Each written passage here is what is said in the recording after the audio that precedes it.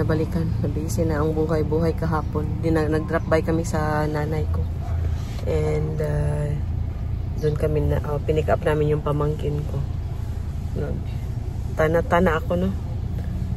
Dito sa Pilipinas, grabing tana.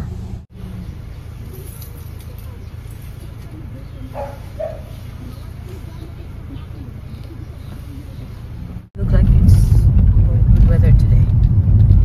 I hope it doesn't rain.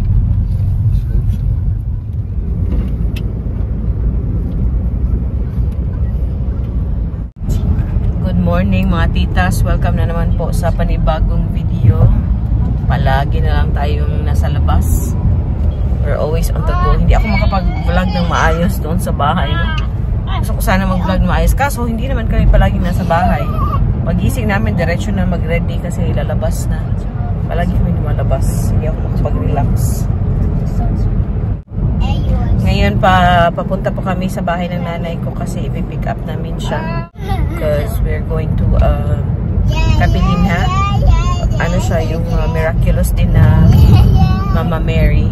Nasa bundok. So puntahan natin yun. Dinadayo po yun ng mga tao din. So it's also our first time there. First time din ng nanay ko. Yung pamangkin ko pick up namin kahapon. We're being lonely. Almost the same yung kanilang dress. They're wearing almost the same dress. Twinning! And then mag-drop by na lang kami. Papa. Mag-drop by na din kami sa pinapalontihan namin parati. I hope hindi umuulan mamaya. Pero it doesn't look like it's gonna be sunny today. So it will be really humid. If it's like this, it's okay to know, no? It's not too hot like the sun ba. But the temperature. But then it feels really hot. Good morning, Bogo City.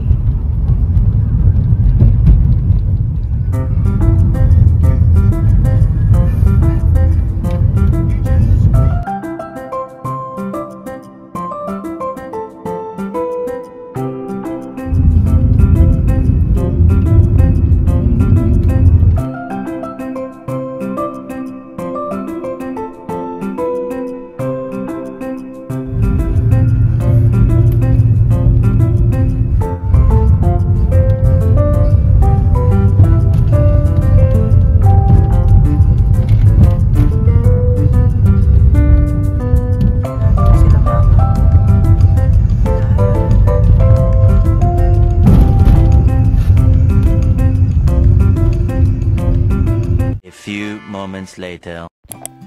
I heard that my parents had always wanted to visit this place together, but sadly, this time we are only here with my mama. Unfortunately, Tata is no longer with us, so my dream of showing him parts of the world is not possible anymore. But I'd like to believe that wherever I go, I would always carry him in my heart, and in that way, I can show him what I see in this beautiful world. This time, my ultimate wish is for my mother to have a long and healthy life so that I can still take her to places and make a lot of good memories together. Lesson learned: spend as much time as you can with your parents before it's too late.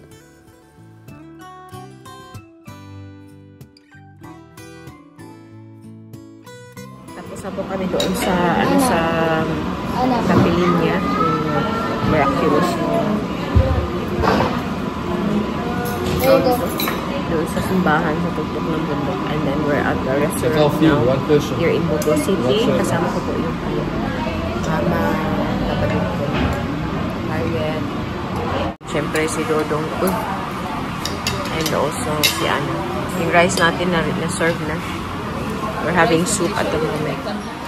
He's having his spaghetti. Is that a papa?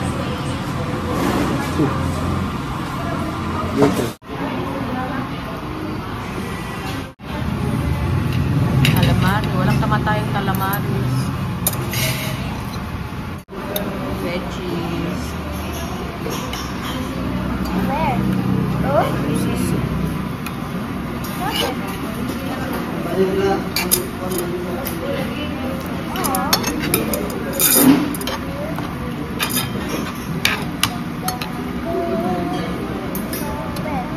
A few moments later. Iwan namin to sila maglalaro and then we'll go to the other side. Punta kami na Mr. DIY. Nasa DIY kami. Dalhin ko to sa Nebelas para sa kitchen namin.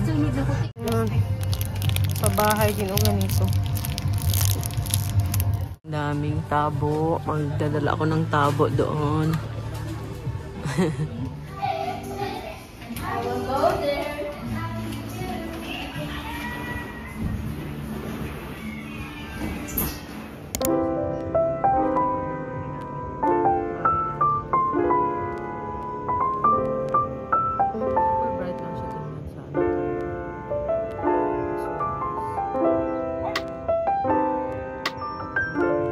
Chill na kami dito. Ligid is real.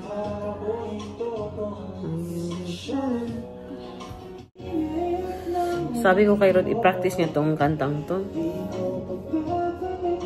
One eternity later. Dinner time na. Nakalimutan na naman mag-vlog. Nasa barbecuehan po kami sa center ng Bugo. Yung Gaisano nila. Gaisano na department store. Dito kami sa isang barbecuehan. Ito yung puso yung tawag namin dito. Yung hangin. Ating barbecue. Init-init. Okay. Gusto mo ito mga panagway dito. Mahayag ka dati. Hindi ako magiging i-change ba? Kaya salamat. Ito yung puso namin. Yung rice namin. So, ano ba? Ganang ka Virginia? ako nagkuhan ko o ganang hotdog. Ha? Nagkuhan ko hotdog. Ako apon. Chorizo. Agi po na ni mga hotdog eh.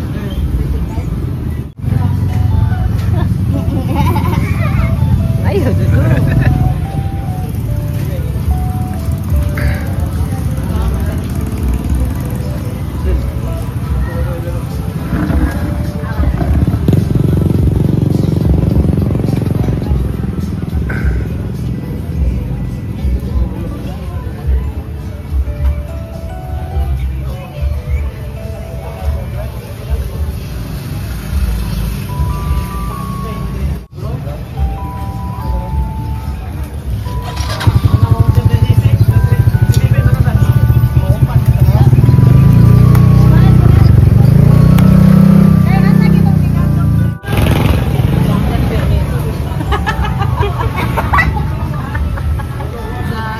Nag-record pa ba tayo? Nag-record pa tayo. Tell mami. Salamat. Tell mami. Welcome. Tapos na po kami doon sa barbecuehan. Ngayon naman, hanap kami ng dessert. Pero punta na lang kaming McDonald's. Doon na lang kami mag-ice cream. Mainit talaga. Palagi akong naghahalo-halo or anything na may ice.